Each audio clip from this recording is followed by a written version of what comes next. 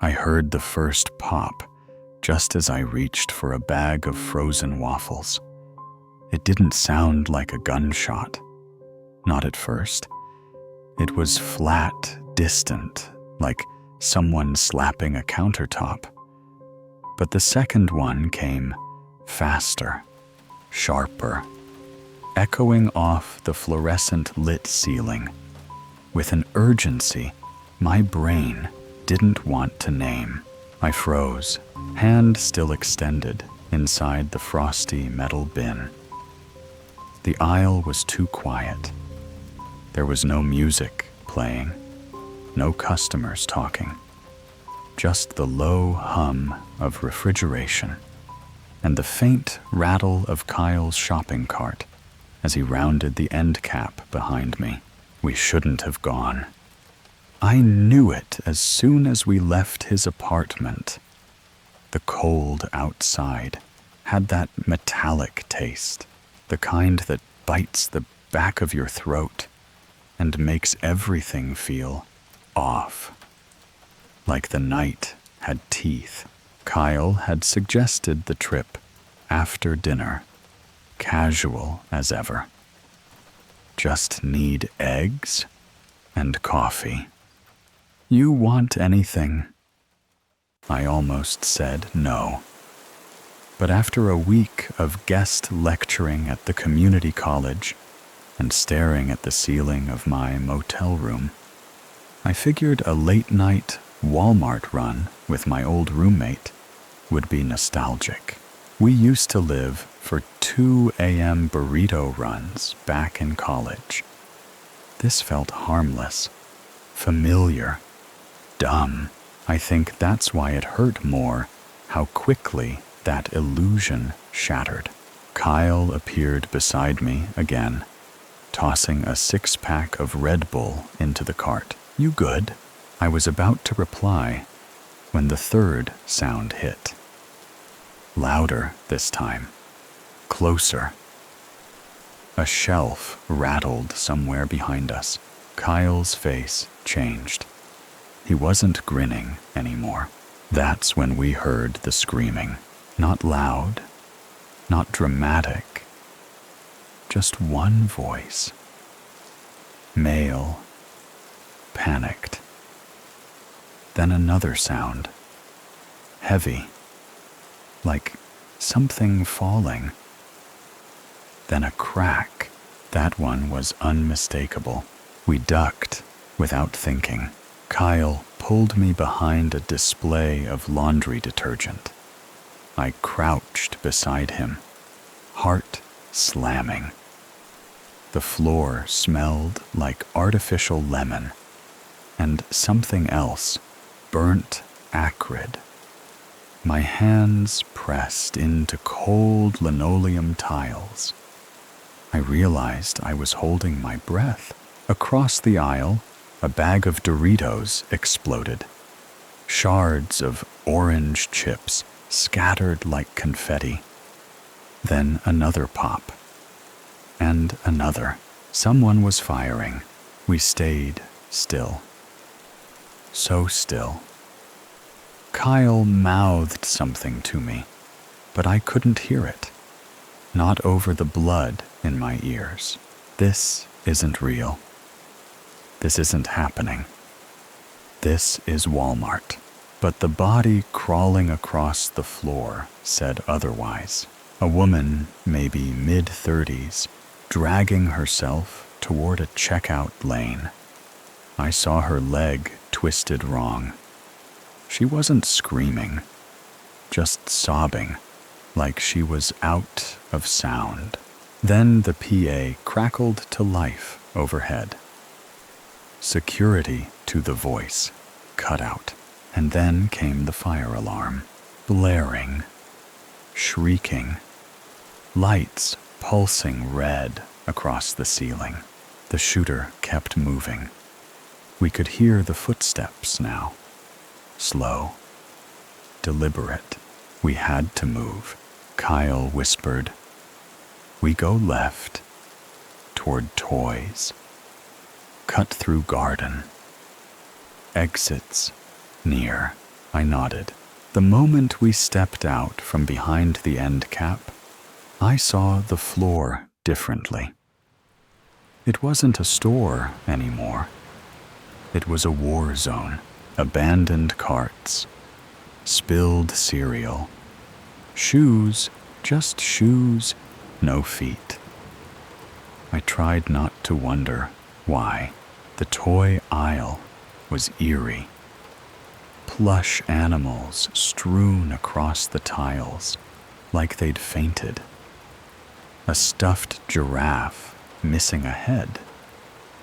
The overhead lighting flickered once, just enough to make the shadows dance. Kyle grabbed my sleeve, pulling me faster. That's when I saw him, not the shooter. A kid, alone. Maybe 7. Standing dead still in front of the bikes. He was holding something, a balloon. A coat, I couldn't tell. But his eyes were locked onto mine. Wide. Hollow. I wanted to reach for him. Kyle stopped me. We can't. We have to go. I left the kid behind. I'm still not sure if he was real. We turned the corner into garden, but the metal gate was down, rolled shut. Kyle swore under his breath. Then the lights above us flickered again this time and stayed out. Total darkness. The only illumination now came from the red emergency strips lining the base of the shelves. It painted the space in long, bleeding shadows. Something moved at the far end of the aisle. I didn't wait to see what. We turned and sprinted, me knocking over a bag of mulch, Kyle slipping on spilled cat litter. We stumbled into seasonal, then household goods, then, finally, checkout lanes. One of the cashiers was still there. Young woman, early 20s. Tears streaked her face, mascara smeared like war paint. She was hunched behind the counter, radio in hand. When she saw us, she let out a dry sob. "They're still inside?" Kyle asked. "How many?" She just shook her head. I looked back down the main aisle. Silence. That's when I realized something that made my stomach twist. The fire alarm was off. Someone had turned it off. I thought once we reached the front, we'd be safe. That's the kind of lie your brain tells you when it wants to survive. You reach a bright checkout area and convince yourself the danger stays in the dark, somewhere back near electronics.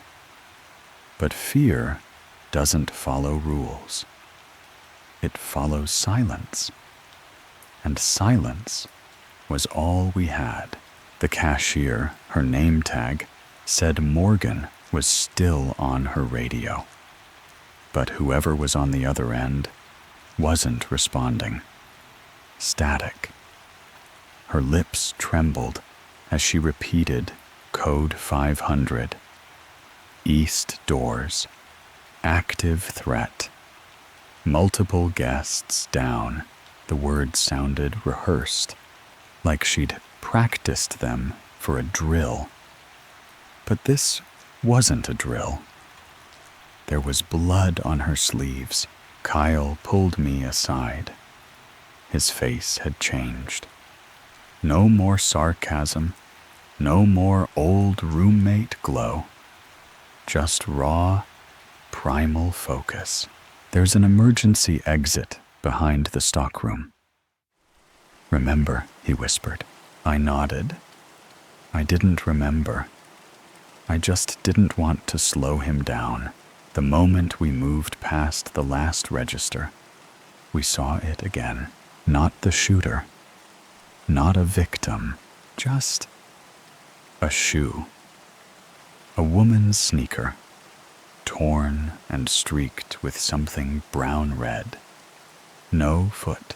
I couldn't stop staring at it. Kyle tugged me. Don't look. Just move. But something in me refused. My feet had weight now. Not physical, psychological. That strange heaviness you feel in a nightmare when you're trying to run, but your legs sink into the floor.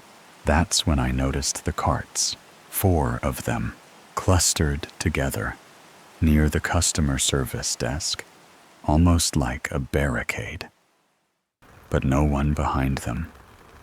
Just breath marks on the linoleum, smudges, a spilled cup of soda melting into a pink puddle. Someone had been here. Maybe still was. I turned and looked down the long center aisle of the store. It stretched forever, like it had grown longer in the dark. Like Walmart had become bigger, not in size, in presence. Kyle led the way around a side door marked Employees Only. It was slightly ajar. On the other side, narrow corridors lined with faded posters. Slip happens. Use caution. Teamwork makes the dream work. We appreciate you. I almost laughed. I almost cried. Behind one corner, we found a man slumped against a mop sink. Mid-40s. Blue vest. Blood soaking through his side. He was alive, barely. His lips moved. No sound. Kyle dropped to help, but I stopped him. We can't carry him. He nodded. Not out of cruelty, but out of truth. Kyle dug into his coat, pulled out his phone. Still no signal. Then, from somewhere deeper in the building, movement. Not footsteps. Something else. A dragging sound. A squeak. Slow. Irregular. Like a rolling cart with a busted wheel. I pressed Kyle back. He killed the phone screen. We waited.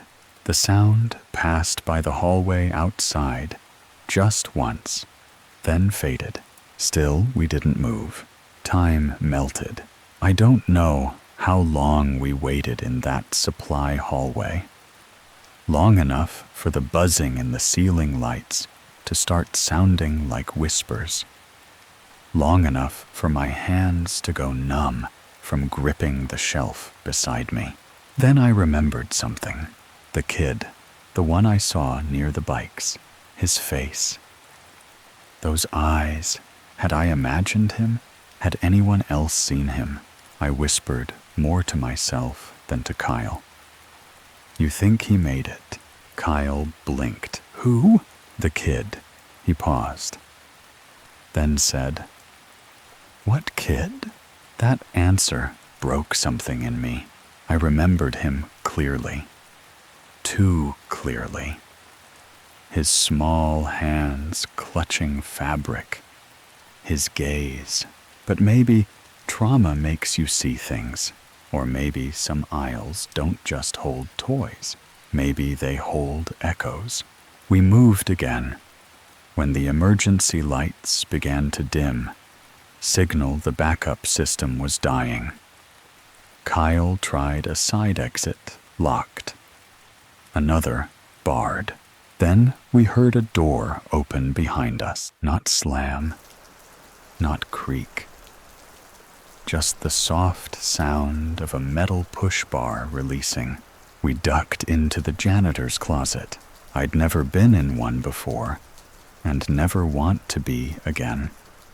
It smelled like ammonia, stale mop water, and rust. The shelves beside us held industrial soap jugs and mouse traps. One of them still had fur. We sat there in that box of rot while someone walked past again. Boots this time, heavy, steady, limping one step heavier than the other. Thud, flap, like dragging a leg or a body. Kyle leaned toward the door and held his breath. I could feel him shaking. Then silence, but not peace. Just anticipation. I pressed my hand to my chest, not to calm myself, to feel something real. My heart was there, but it didn't feel like mine anymore. We counted slowly to 100 before we opened the door. The hallway was empty, but on the floor, directly in front of us, a Hello Kitty sticker, perfectly placed. No reason, just there. We didn't run anymore. Running felt dangerous. Running felt like screaming. We crept back toward the front. The checkouts looked the same, still abandoned, but the air had changed, heavier, like something had happened while we were gone. Morgan was no longer behind her register. There was a smear across the floor, toward the employee lounge, and then something new, a sound from the ceiling, not loud, not obvious, but definitely there, the sound of something shifting above the tiles, not walking, not crawling, just waiting. We didn't speak again until we reached the glass doors, the automatic ones at the front, except they didn't open. Kyle stepped forward, waved. Nothing. Power's dead, he muttered, tapping the frame. Systems fried. The world outside looked peaceful, cold, empty. Streetlights flickered over a vacant parking lot. No sirens, no crowd, no cops. Just quiet. We were trapped. Kyle tried to wedge a cart between the doors, but they held firm. Reinforced glass, maybe. I just stood there, staring out at the snow starting to fall. It looked so normal. Like this wasn't the same night we watched someone bleed out in housewares. We turned back, and that's when we saw her, Morgan. She was crouched beside the vending machines. Her hands were shaking. Blood down her arm. Her radio gone.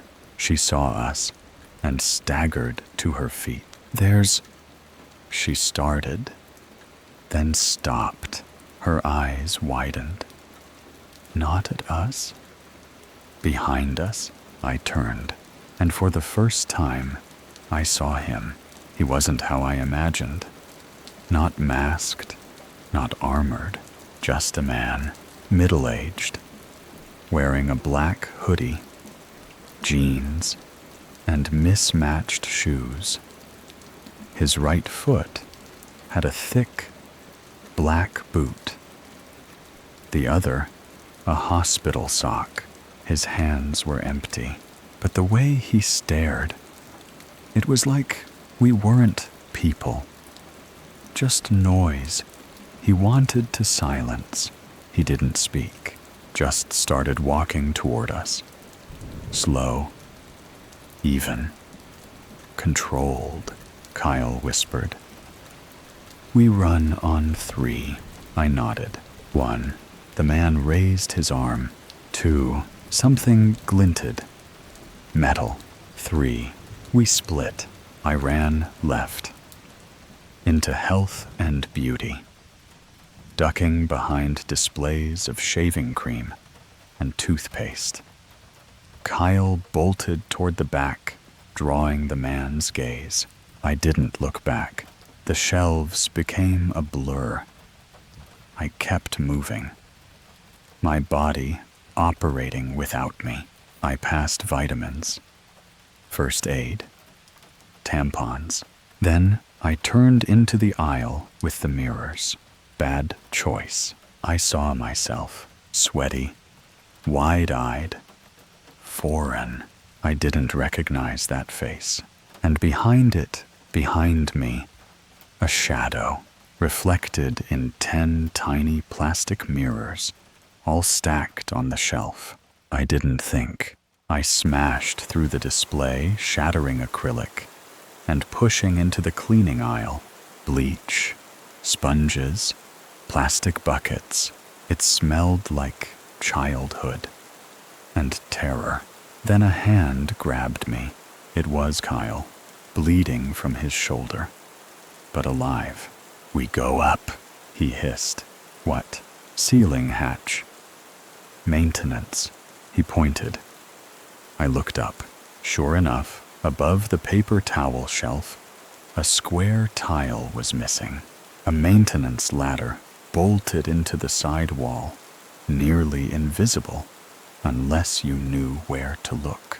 We scrambled. He boosted me first. My foot slipped once. My knee hit metal. I didn't care.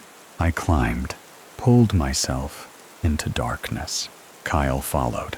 We lay there above the store, among dust and wires and ancient insulation. Below us, he entered the aisle, but he didn't look up.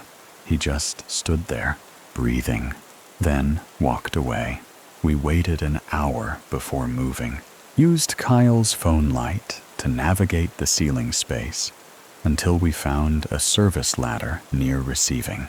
We dropped down, unlocked the back exit, using an emergency override key still dangling on the wall. We ran out into snow. No police, no alarms, just a cold that felt like judgment. They said later that the store had no surveillance footage. The power cut fried the system. They said the gun wasn't recovered. They said no bodies were found, only blood, broken glass, a torn sneaker. Morgan quit the next day. Kyle doesn't talk about it. We haven't spoken since. As for me, I can't go in big stores anymore. Not without scanning the ceilings. Not without watching reflections. I still remember the boy, the one in the bike aisle, the one Kyle didn't see. I wonder sometimes if he ever left, if he ever existed, if maybe he's still there. Because here's what O1 tells you. Walmart never really closes. I didn't think I'd end up back behind a register. Not at 34. Not after a college degree, 5 years in office operations, and a resume I once felt proud to hand out like candy at career fairs. But the thing about rock bottom is, it always has another level. I lost my job in late October. They said it wasn't personal, just restructuring. You know the kind of lie HR tells you when they're escorting you out with a cardboard box and a severance package that barely covers rent. I burned through my savings in 6 weeks, applied to everything from insurance call centers to factory line work. Nothing stuck.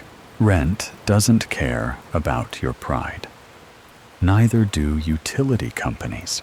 That's how I ended up at East Bend Supercenter, a Walmart clone on the edge of Greenwood, Indiana. The building looked tired before you even walked in. The logo had letters peeling. The entry doors hesitated a second too long, as if debating whether to let you enter. I didn't care. I needed the job. They assigned me to dry goods and pharmacy. Overflow, the least glamorous, most overlooked aisle system in the store. Shelves full of melatonin, Tylenol, and children's cold syrup. The kind of place people wandered into with sleep in their eyes and a crumpled doctor's note in hand. Night shift, 10 p.m. to 6 a.m. 6 days a week. I thought it'd be quiet. I thought wrong. My second week in, I started noticing little things. The way the lights above aisle 14 flickered every night at exactly 3:17 a.m. How the intercom would sometimes buzz softly, like someone had pressed it just a little too long, but never spoke. And then there were the customers. Most were harmless. Parents in pajamas grabbing Pedialyte, couples arguing about the right toothpaste. A guy once spent 10 minutes smelling every shampoo bottle before walking out without buying a thing. But there were also the ones who didn't seem awake. They walked slowly, didn't speak, didn't blink much. I told myself I was overthinking. Night shift plays tricks on you. You lose your sense of time. You start to feel like you're the only person alive in a building filled with ghosts. Until that night, the one with the man in the boot. It started like any other shift. I clocked in at 9:52 p.m., grabbed my scanner, and made my way toward dry goods. The building was cold, colder than usual. Sometimes they turned the AC way up overnight to compensate for daytime heat. But this was different. The air felt still, like the whole place was holding its breath.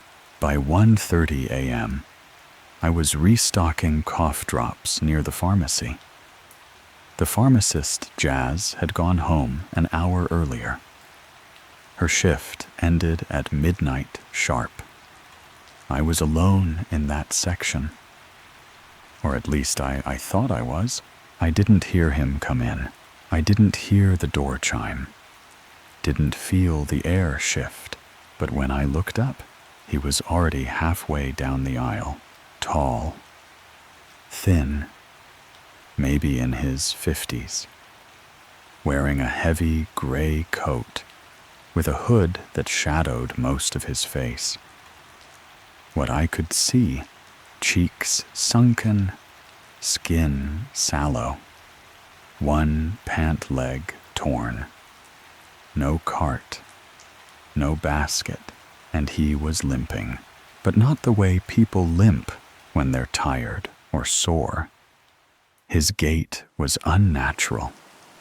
Like one leg moved on its own schedule, while the other dragged something invisible behind it. Thump, scrape, thump, scrape. Every step seemed slower than the last. Like he was sinking into the floor. I froze. He didn't acknowledge me, didn't ask for help. Just walked straight toward the pharmacy counter, stopped a few feet from it, and turned. Not to me, not to the shelves, just turned toward the aisle end cap and stood there. I should have spoken, should have asked if he needed anything, but something about him held me back. Not fear exactly, more like a wrongness, a low-level instinct humming in my bones. Then he lifted his right leg just slightly, and I saw it. A deep, raw wound just above his ankle, crusted in something dark.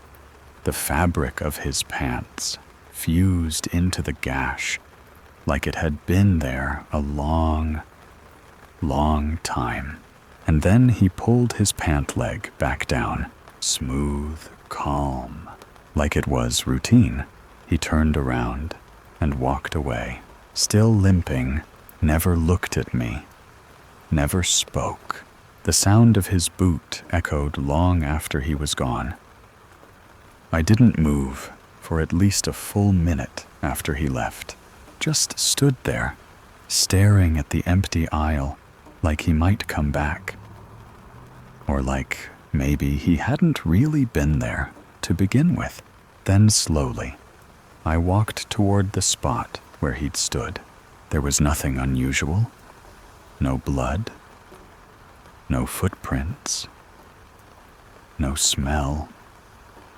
Just a few scuffed tiles and a bottle of cough syrup sitting alone on the counter, as if someone had changed their mind last second and walked away. But I knew what I saw. That leg, that wound, that way. He moved like each joint was trying to remember how to be human. I went back to my cart and tried to keep working, but my hands were shaking. The scanner beeped too loudly in the quiet. I kept glancing down the aisle every few seconds, like he might be watching me from the shadows. Finally, I set everything down and walked up to the front.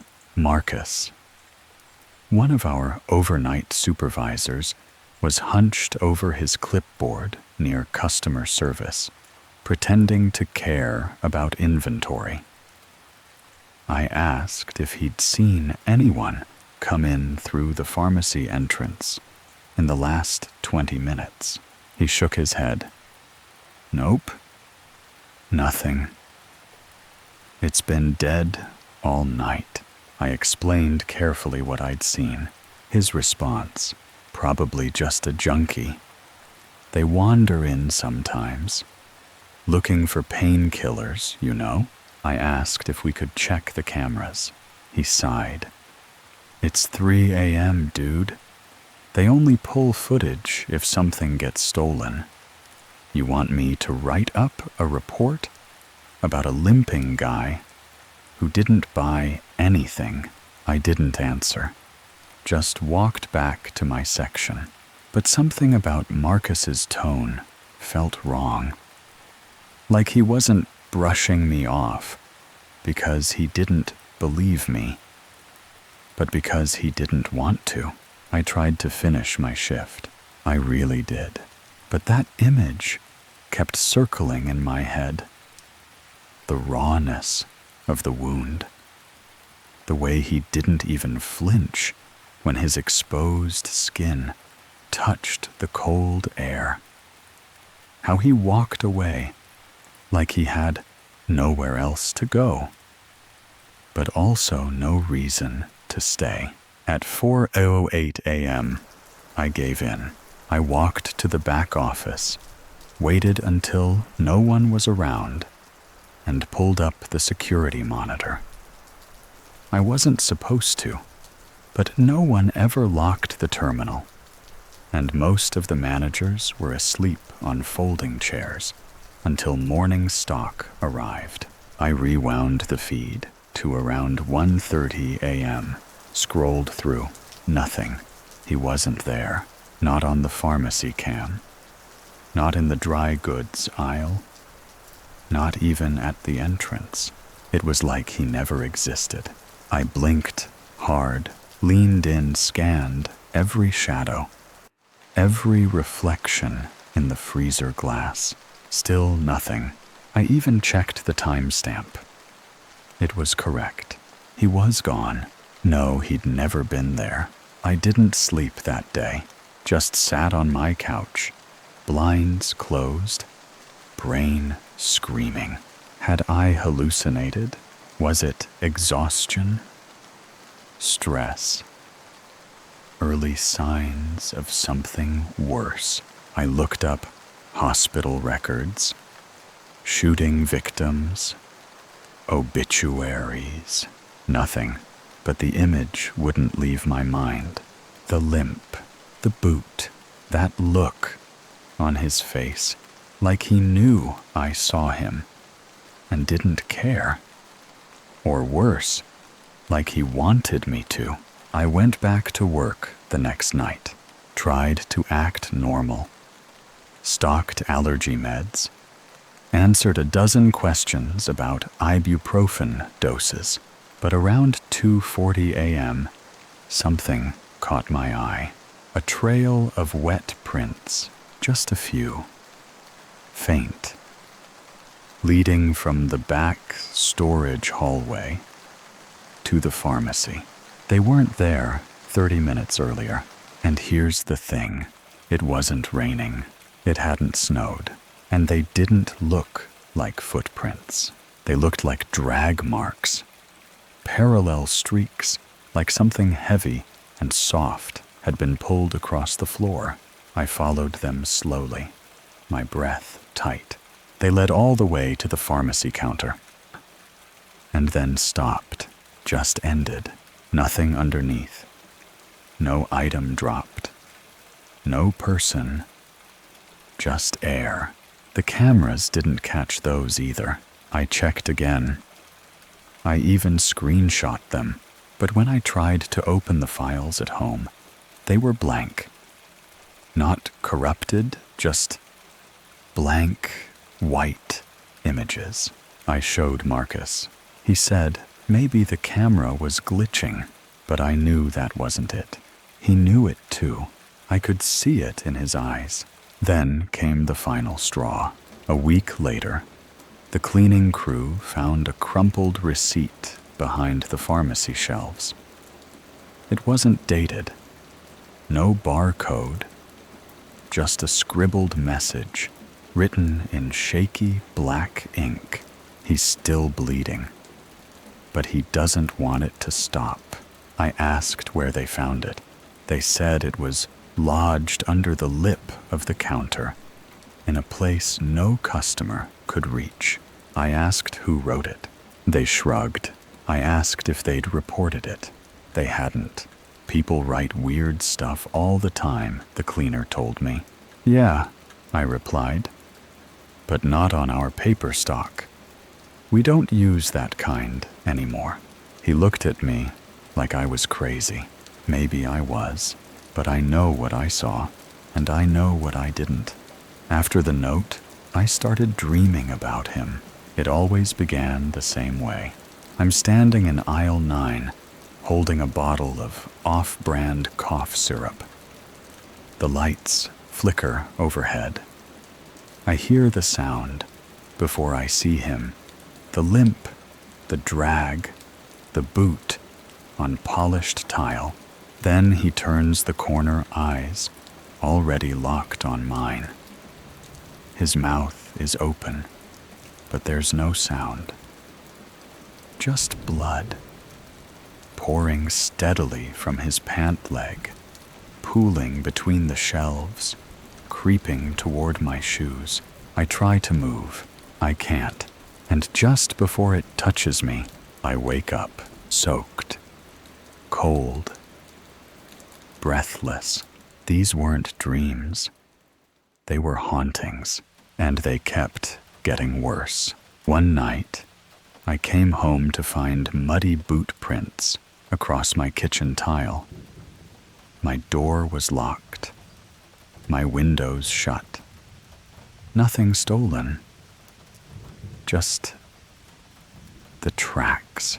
Another time, I found a single sock on my front porch, gray, ribbed, stained with something that looked like rust but smelled like iron.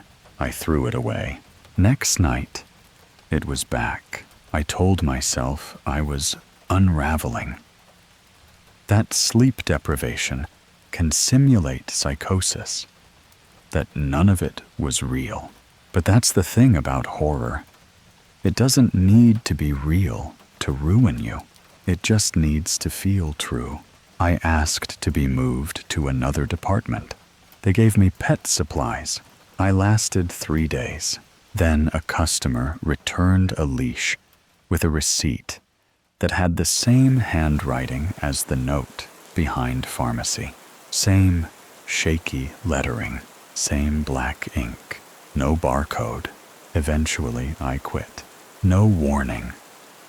No 2-week notice.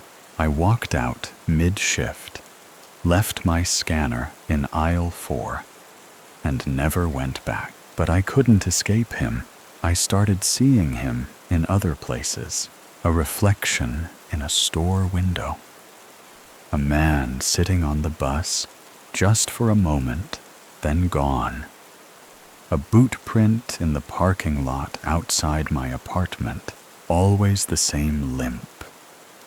Always the same silence. I moved. New town. New job.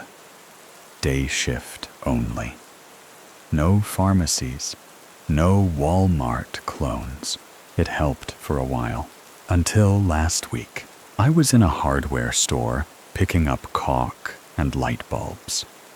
The store was well lit, noisy, full of normal people doing normal things. Then a child started crying. Loud, shrill, endless.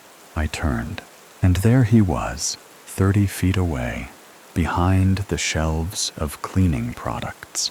Same coat, same eyes, same boot. He wasn't looking at me this time. He was looking at the child. But when I blinked, he was gone. The aisle was empty, and yet the child hadn't stopped crying. I approached the mother, gently asked if she needed help. She said he saw something in the mirror and got scared. There was no mirror near that aisle, at least not one that she could see. I know I sound insane. Hell, I think I sound insane. But I also know what I saw. And I know I'm not the only one who's seen him. A week ago, I joined an old forum called Night Shift Notes. It's mostly ex-retail workers sharing trauma and weird encounters. And buried deep in a thread titled, "Have you ever felt watched at work?" was a post from a user named @BlueVest94. It read, "Late shift midwinter. Man with a limp. Shows you something awful. Then leaves. Then keeps showing up." I left retail in 2019. I still see him sometimes. Always near mirrors. Always by exits. No one replied to that comment, but someone had upvoted it. Only one user. Their username, Still Bleeding. I don't know who he is. I don't know what he wants. But I know this. He's not gone. He doesn't follow you home. He waits until you think you're safe. Then he reminds you that some wounds never close and that some people never stop bleeding. Retail nights are supposed to be quiet.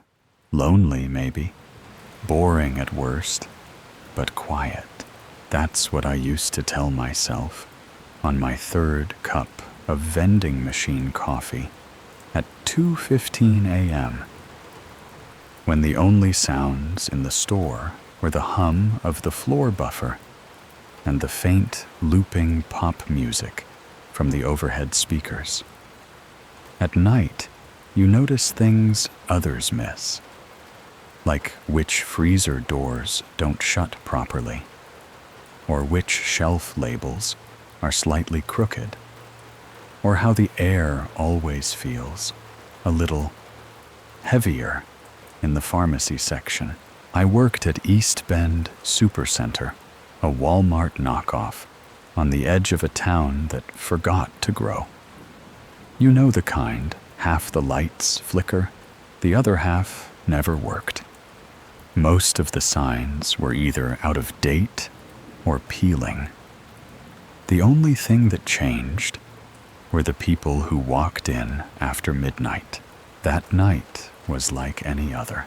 Jazz, the overnight pharmacist, was still at her post, sitting behind the plexiglass barrier, scrolling her phone between customers.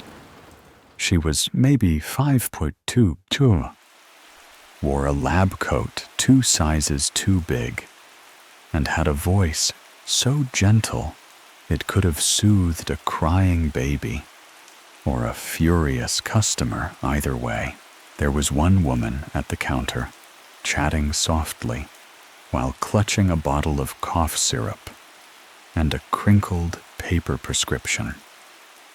I wasn't listening. I was 3 aisles over, restocking a display of clearance vitamins, just trying to finish before break. Then I heard the first step. It wasn't loud, just wrong. A footstep, uneven like rubber, dragging across tile. One slow shuffle, then a heavier stomp. Then pause, then again. I poked my head past the end cap. At first, I thought maybe someone had fallen. Then I saw him, a tall man in a heavy brown coat, walking in with a gait so jagged it looked choreographed, like something you'd see in a low-budget zombie film, only too real to be fake.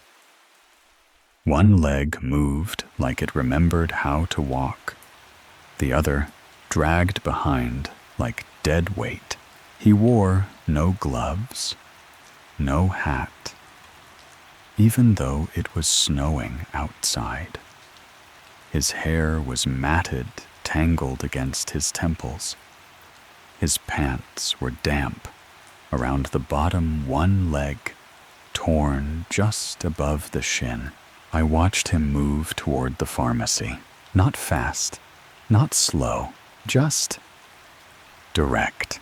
He didn't speak, didn't make eye contact, didn't even acknowledge the woman already standing at the counter. He stopped a few feet behind her. Just stood there.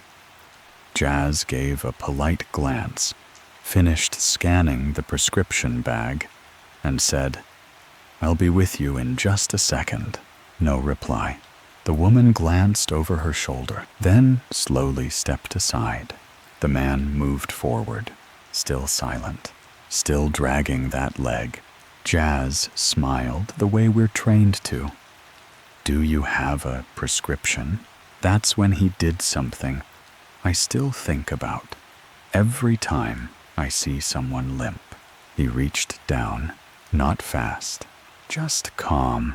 He gripped the torn part of his pant leg and pulled it up. I couldn't see everything from my angle, but I saw enough. The skin underneath was raw, dark, torn open in a way that didn't look new, but didn't look healed either.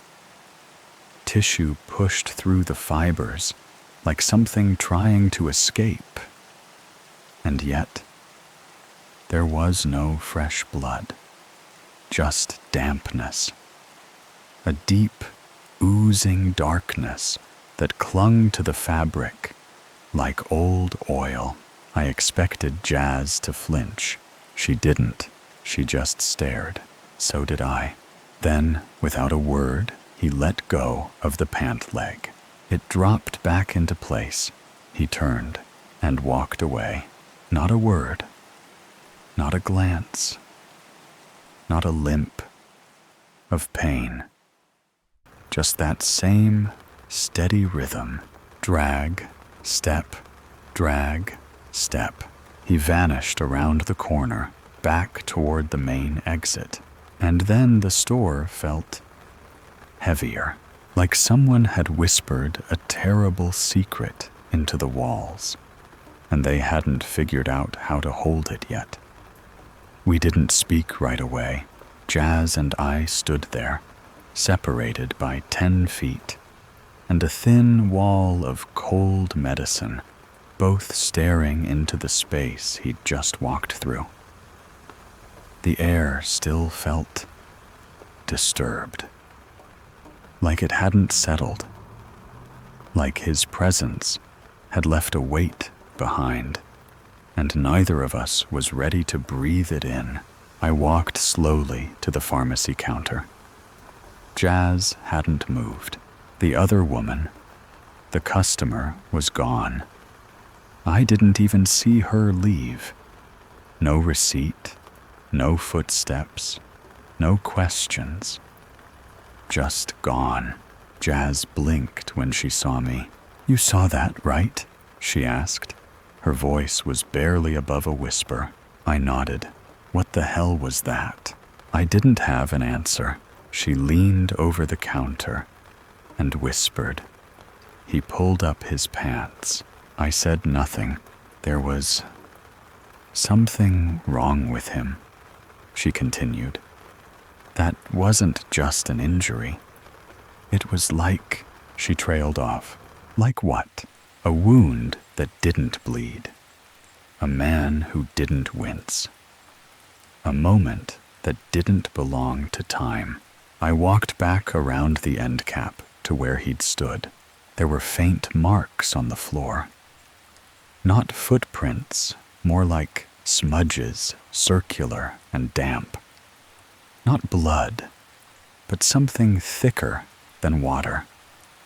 They stopped abruptly, about 2 aisles down, right at the freezer section. I followed them to the edge of the glass doors. Nothing. No sign of him. Just frozen pizzas and my own reflection. Back at the pharmacy, Jazz had already picked up the phone. She was calling Marcus, the overnight supervisor. By the time he arrived, the trail had evaporated.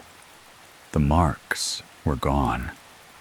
The air felt still again, like someone had wiped the scene clean. Jazz tried to explain. I swear he pulled up his pant leg, she said. It looked like a bullet wound. Infected. But he didn't say a word. Marcus frowned. Was he threatening you? No, she replied quickly. He didn't even look angry.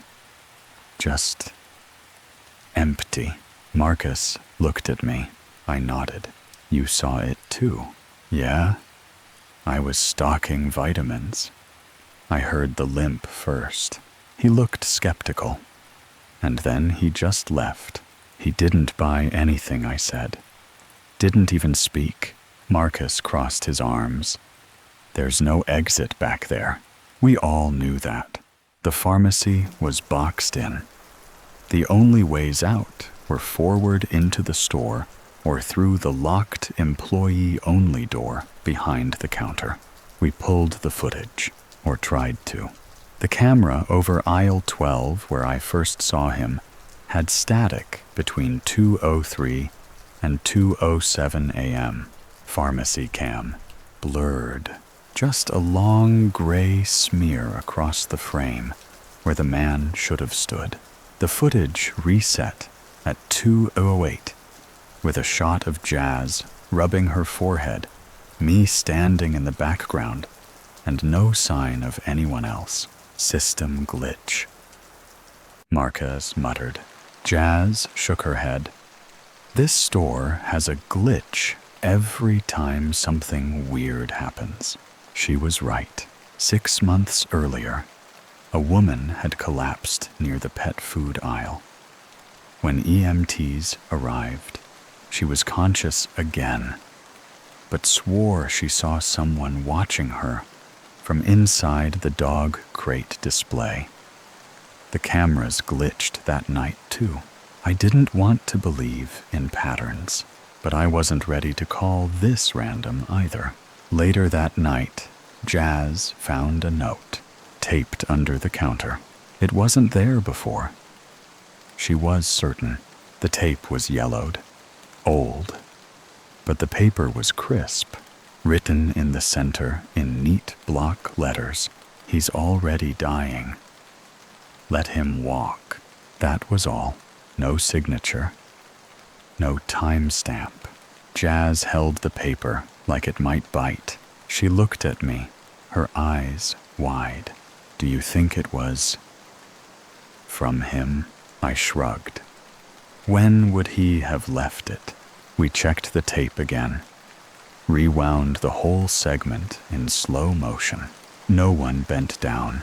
No one reached under the counter. The note was just there. I wanted to go home, but I didn't.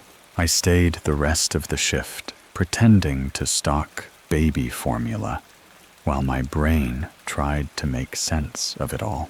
I replayed the way his leg moved, the way the wound pulsed with every step, the way he ignored us entirely, like we weren't even part of whatever he was living through or dying through. When dawn came, Jazz clocked out without a word. She looked drained, pale, like something in her had shifted. Before she left, she handed me the note. You keep it, she said. I don't want it in my house. I didn't argue, but I didn't throw it away either. I folded it, put it in my locker. It's still there. I stayed with East Bend for another 4 months. I never saw him again. Not really, but sometimes, when I walk past the pharmacy, I hear a slight drag behind me. Just one step, always one, then nothing. I didn't mean to open the locker, not that day. It was just routine. Drop off my hoodie, grab my water bottle, head to the floor. But when I opened the metal door and saw the folded paper still wedged beneath the top shelf, it hit me like a cold palm to the chest. I'd forgotten it was there. 4 months, and the paper hadn't curled, hadn't yellowed, hadn't softened, still crisp. Like someone had placed it there last night. He's already dying. Let him walk. I stared at it for longer than I should have. That night felt far away, like a story I heard from someone else. Jazz had transferred stores a week after it happened. I never saw her again. Rumor was she took a position in a clinic across state lines. Safer, brighter, fewer ghosts. I stayed because I didn't know what else to do, because the routine was the only thing that still made sense, because maybe I wanted to see him again. They gave me a promotion. Lead night stalker. More keys, more cameras, more responsibility, and more chances to wander the aisles alone under lights that buzzed and shadows that shifted when you blinked too long. I started checking the pharmacy cam every shift. Not because I expected him, but because I didn't trust what the feed would show me. And sometimes, just sometimes, it glitched, only for a second. A blur across the back corner. A moment where the timestamp looped. A flicker of motion where there shouldn't have been any. Once I paused it, zoomed in, saw what looked like a boot print. But when I returned to the live feed, the floor was clean. That same night, a kid approached me at 2:13 a.m. Big eyes, backpack, looked about 10 years old, said my dad's looking for the medicine aisle. I started to ask where his dad was, but the kid interrupted. He says you saw him once already. What I asked? He says you remember his leg. The boy smiled, not warmly, almost proud. then walked away. I followed, but he was gone. I told Marcus. He said we didn't have any families in the store that night. No kids, no minors allowed in after 11 p.m. without a parent present. He showed me the entry log. No one matching the kid's description. I tried to forget again, but that never works. Not with this. Some nights, I dream of the pharmacy tiles, how clean they were, how silent everything became after he left, how every step I take now feels like I'm walking toward something, not away. The final time I saw him, if it was him, wasn't in the store. It was on a billboard, driving home after a double shift, bleary-eyed, numb. I passed a faded advertisement for a wound care clinic. Some stock image of a man helping an elderly patient walk holding his arm, their legs in sync, smiling, except one of them wasn't smiling. One of them had a boot, and his eyes looked straight into mine just for a second before I blinked. And it was that same night when I got home, my front door was unlocked. I always lock it, always. Inside, nothing was taken, nothing broken, except on the kitchen table, a small square of folded paper, same type, same ink, but new handwriting. It never stopped bleeding. You just stopped looking. I moved a week later. Different state, different job, office work, day shift. No customers, no fluorescent lights, no midnight murmurs. It helps, mostly, but sometimes when I pass a pharmacy or hear a cart with a squeaky wheel, I feel it, that stillness, that cold stretch of air behind me, that sense that something is walking without being chased, that it's not looking for help, it's looking for a witness. And once you've seen him, you're already part of the path he walks. I've stopped checking cameras. I've stopped reading strange notes, but I still keep the first one, laminated now, pinned to a corkboard behind my new desk. Sometimes new hires ask me about it. Some inside joke, they say. I just smile. No, just a reminder to let some things keep walking.